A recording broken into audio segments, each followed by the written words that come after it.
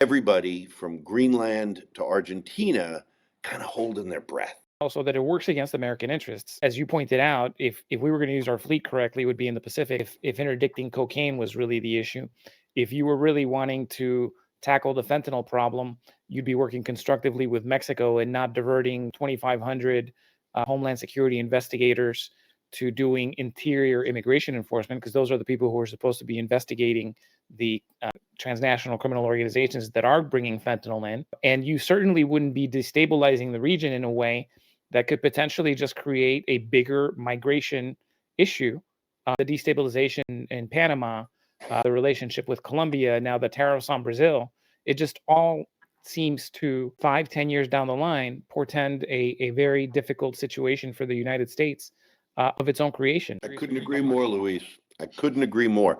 I would also add to that what you're doing with this sort of shakeup and new sheriff in town destabilization is you're creating marvelous opportunities for our competitors slash enemies, depends on the day how he refers to them, but China and Russia. I mean, look at what they're down there with. Gobs of money. And again, Latins almost uniformly don't want to have to choose between the United States and China.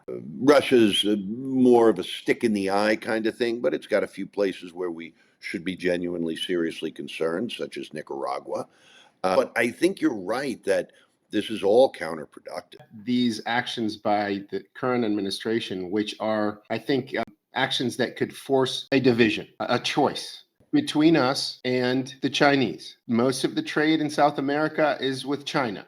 How long do we have? If I had to speculate, I would say that it will probably be something that Donald Trump and his administration do with regard to tariffs, perhaps with regard to non-tariff barriers to trade, with regard to sanctions based on an internal judicial court proceeding in Brazil. I mean, think about this. This is ludicrous.